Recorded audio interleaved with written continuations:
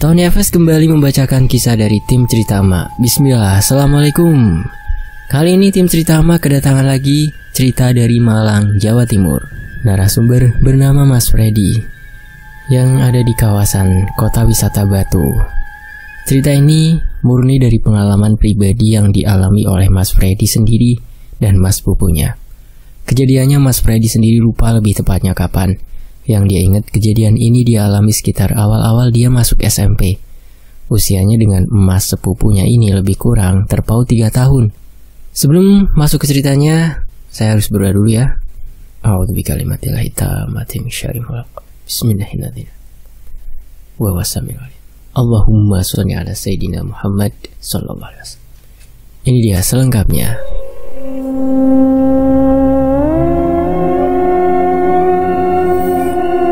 Awal cerita, saat baru pulang sekolah, Mas Freddy sudah janjian sama teman-teman yang lain untuk bermain bersama.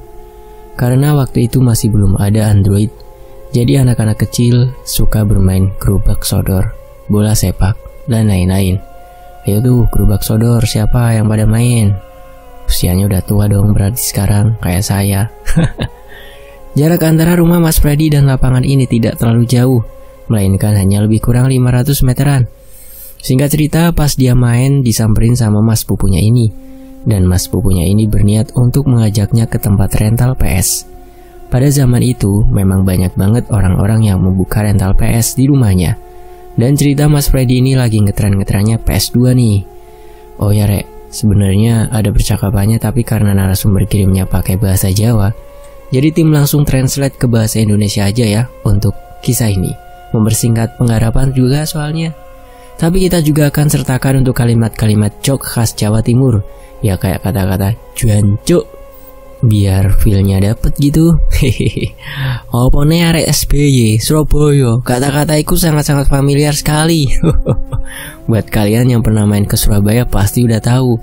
Kesannya emang seperti kasar dan seakan ingin menantang. Tapi percayalah, kata-kata itu hanya sebatas kata umpatan biasa.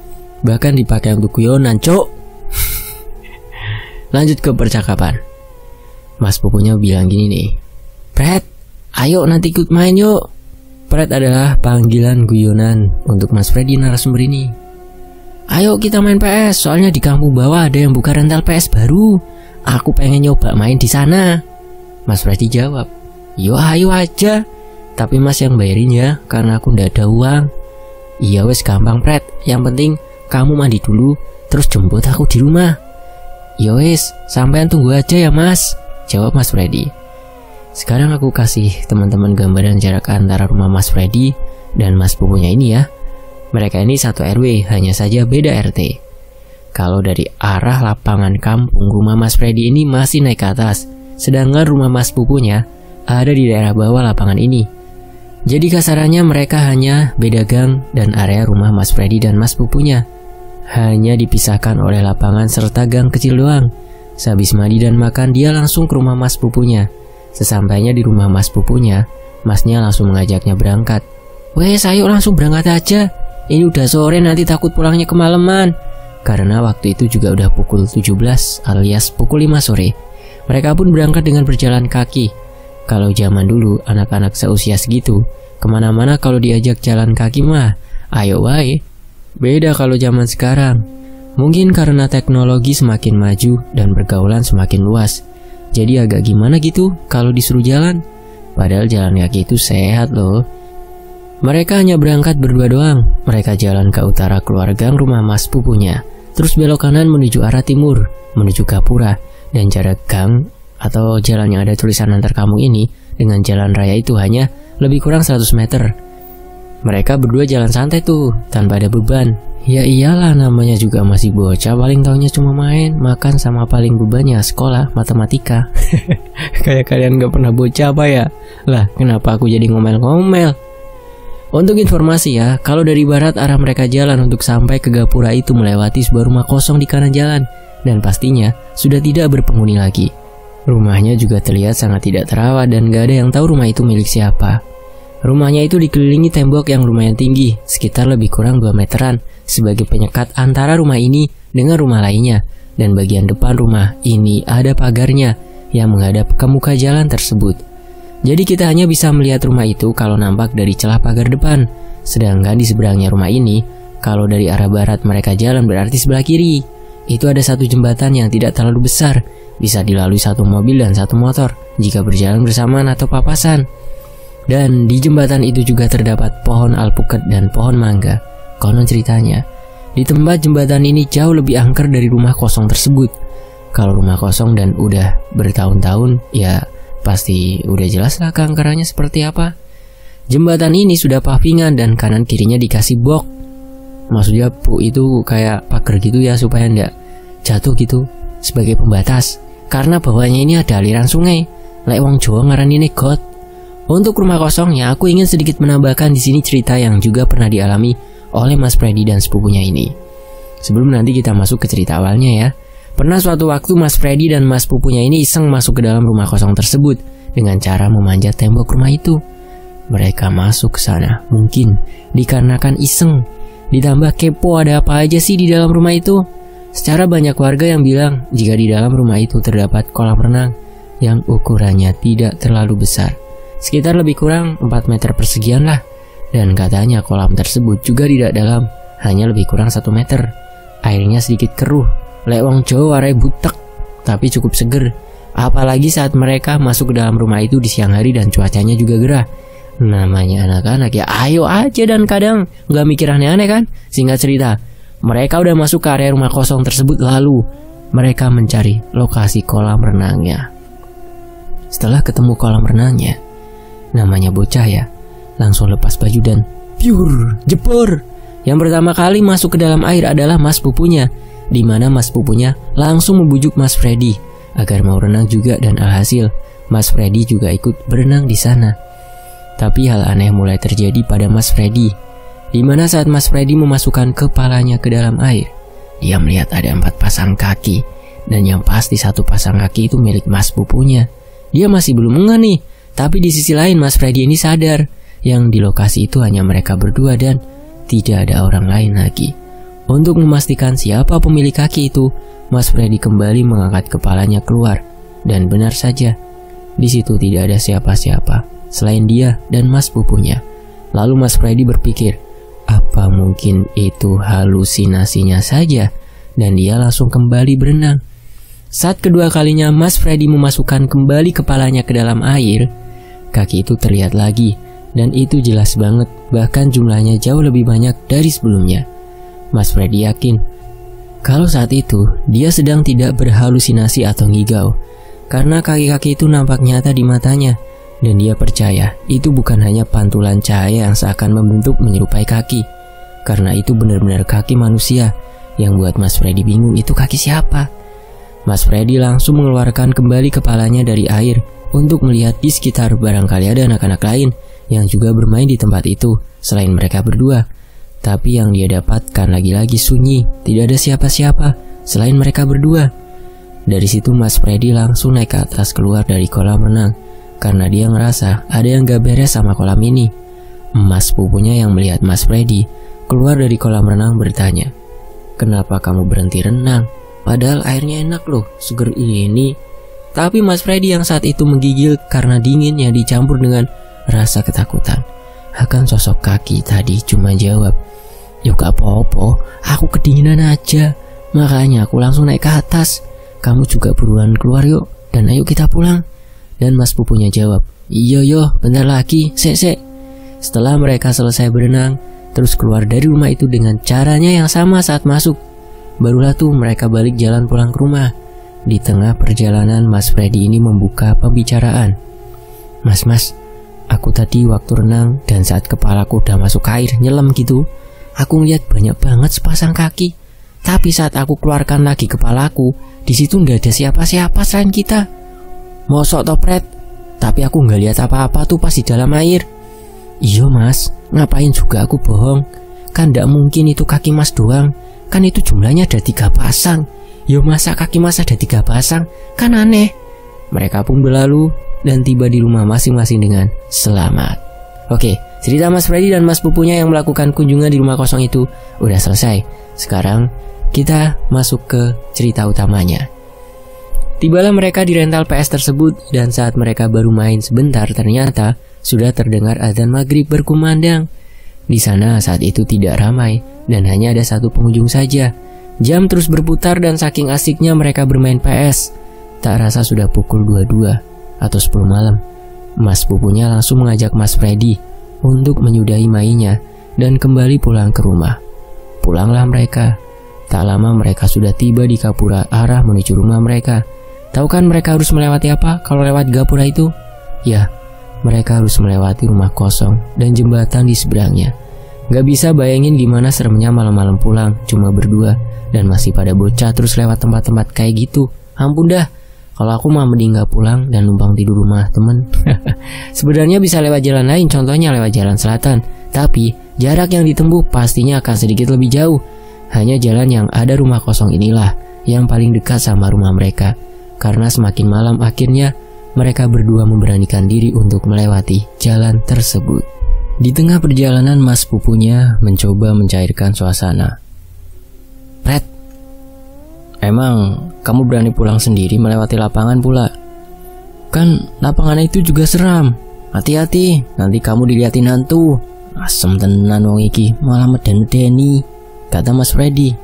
Aduh Mas, ya udah ndak apa-apa, diberaniin aja lah. Mau gimana lagi, jalannya cepat kalau lewat situ kok. Apa tidur di rumahku aja, Pret?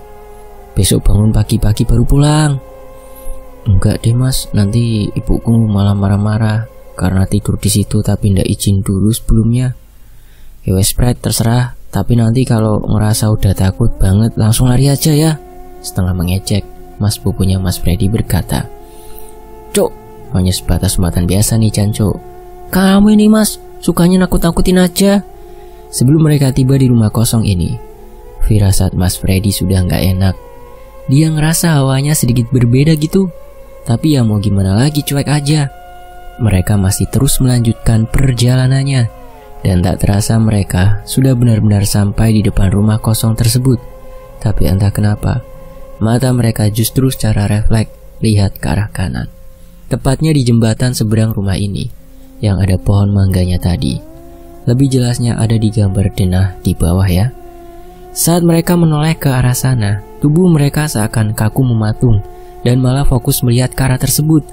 Mereka kaget karena terlihat dari kejauhan ada sosok perempuan yang tingginya tidak jauh beda dari mereka saat itu, berdiri di tengah-tengah jalan sambil diam aja gitu. Jadi, posisi perempuan ini tidak di jembatannya, melainkan ada di seberang jembatan tersebut, cuma agak jauh dikit. Perempuan ini memakai baju dress putih sampai menutupi kakinya. Bentuknya seperti dress noni-noni Belanda, dan rambutnya panjang sampai menutupi mukanya. Nah, pas mereka melihat itu, Mas Freddy tanya ke Mas pupunya. Loh Mas, itu siapa kok malam-malam manteng berdiri di situ sih? Kata Freddy.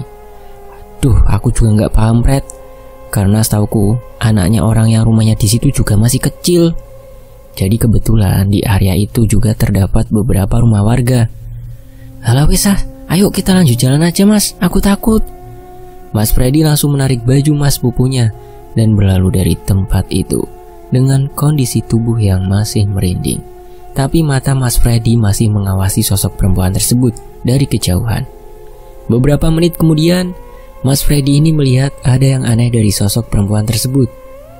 Selain perwujudan sosok itu dengan pakaian yang seperti itu di tengah malam seperti ini. Sesaat mereka lagi-lagi terfokus memperhatikan sosok itu, yang makin lama posisinya makin maju. Sosok itu saat maju terlihat bukan jalan, melainkan melayang. Cuma memang pelan-pelan. Semakin sosok ini maju, semakin jelas juga mereka melihat penampakan sosok tersebut. Mereka yang menyadari bahwa ternyata sosok tersebut bukan manusia, langsung lari sekencang-kencangnya menjauh dari area tersebut. Tibalah mereka di rumah masing-masing. Ternyata sosok tersebut mengikuti Mas Freddy sampai ke rumah. Sekarang aku ajak kalian ke momen horor yang dialami Mas Freddy saat tiba di rumah. Tapi sebelum ke ceritanya, aku ajak kalian memahami sisi letak kamar Mas Freddy ya. Di rumah Mas Freddy ini ada 2 kamar. Kamar pertama dekat dengan pintu masuk dan ruang tamu, sedangkan kamar kedua bersebelahan dengan kamar mandi, dan di depan kamar kedua ini ada ruang TV atau ruang keluarga. Mas Freddy ini tidurnya menghadap ke selatan dengan posisi kepala ada di utara. Jadi posisinya bisa melihat jendela dan pintu kamarnya. Di kamar Mas Freddy ini juga ada satu jendela yang menghadap ke utara dengan view lompongan kecil, atau lebih tepatnya gang celah kecil antara satu rumah dengan rumah yang lain. Mungkin sih begitu. Saat itu di rumah hanya ada dia, ibunya dan adiknya. Mas Freddy ini tidur sendiri di kamar nomor 2, sedangkan ibunya tidur di kamar nomor 1 dengan adiknya dan bapak Mas Freddy. Kebetulan sedang ada proyek kerjaan di luar kota. Untuk informasi ya, rumah Mas Freddy ini tidurnya menghadap ke arah barat gitu. Di sisi lain, Mas Freddy yang masih setengah ketakutan langsung masuk ke kamarnya, mengunci pintu dan langsung menarik selimutnya, berharap agar bisa segera tidur. Tapi sayangnya, Mas Freddy masih belum bisa tidur saat itu, gara-gara dia mendapat gangguan dari sesuatu yang tidak dia ketahui itu siapa. Mulai dari kaca jendela ada yang mengetuk, padahal kalau dipikir-pikir, jika itu orang yang iseng rasanya nggak mungkin, karena gangnya itu terlalu kecil untuk dimasuki orang. Dari situ Mas Freddy sudah merasa seperti ada yang tidak beres terjadi kepadanya. Ditambah lagi di kamar Mas Freddy ini hanya menggunakan lampu belajar, karena lampu di ruang TV-nya sengaja selalu dinyalakan agar cahayanya bisa masuk ke dalam kamar Mas Freddy. Pintu kamar Mas Freddy ini tidak pernah ditutup, jadi memungkinkan dia bisa melihat aktivitas orang lalu lalang di luar kamarnya. Mas Freddy awalnya mencoba cuek, tapi suara itu semakin lama didiemin semakin menjadi-jadi dan terus berlanjut. Sekitar 3-4 kali ketukan itu Mas Freddy iseng mengecek dari dalam selimut. Siapa sih yang ngetuk iseng-iseng kaca jendela kamarnya? Ternyata nggak ada siapa-siapa. Dan setelah Mas Freddy iseng mengintip suara tersebut, tiba-tiba hilang. Mas Freddy dibuat panik dengan keadaan saat itu. Belum sampai di situ, dari arah luar pintu terdengar seperti suara orang jalan. Srek, srek, srek. Mas Freddy iseng ngintip lagi, barangkali ibunya bangun terus mau ke kamar mandi atau ke kamarnya sekedar memastikan dia udah pulang atau belum. Tapi saat Mas Freddy lihat kok nggak ada orang lewat, tapi suara orang jalan ini masih kedengaran sama dia, dan suaranya sampai ke arah belakang rumahnya. Makin ngeri dong suasana waktu itu. Mas Freddy berusaha semaksimal mungkin agar bisa segera tidur, tapi sayangnya matanya masih belum bisa terpejam. Di tengah kengerian yang dialami Mas Freddy saat itu, tiba-tiba suara yang terdengar sampai arah belakang itu berhenti, dan setelah itu tiba-tiba terdengar seperti ada orang yang sedang mandi. Cuma Mas Freddy bingung, kenapa tidak ada suara pintu yang tertutup atau terbuka, karena Mas Freddy pada saat itu pintu kamar mandinya masih dari seng. Kan dengeran tuh ya, grepek-grepek. Soalnya rumah Mas Freddy ini masih tergolong rumah baru, jadi masih proses dibangun, dan tinggal di pintu kamar mandi itu saja yang belum ganti. Mandinya juga terdengar cepat banget, piur piur piur piur piur, gitu aja terus. Dan tak lama sudah tidak terdengar suara mandi lagi. Akan tetapi juga tidak ada suara orang di balik dari kamar mandi itu. Lantas itu yang mandi siapa? Entahlah, Mas Freddy juga tidak tahu. Perasaan Mas Freddy jadi campur aduk.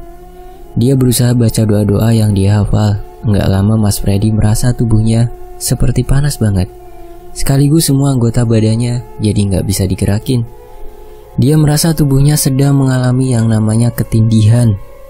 Mas Freddy bingung dengan apa yang sedang dia alami saat itu. Dia cuma bisa nangis sambil membaca doa-doa yang dia hafal. Tak lama setelah itu Mas Freddy sudah tidak ingat apa-apa lagi, alias pingsan. Hari berganti pagi. Saat itu juga Mas Freddy langsung tanya ke ibunya. "Apa ibu semalam pergi ke kamar mandi?" tanya Freddy. "Enggak, Le, malah ibu semalam tidurnya enggak terbangun sama sekali.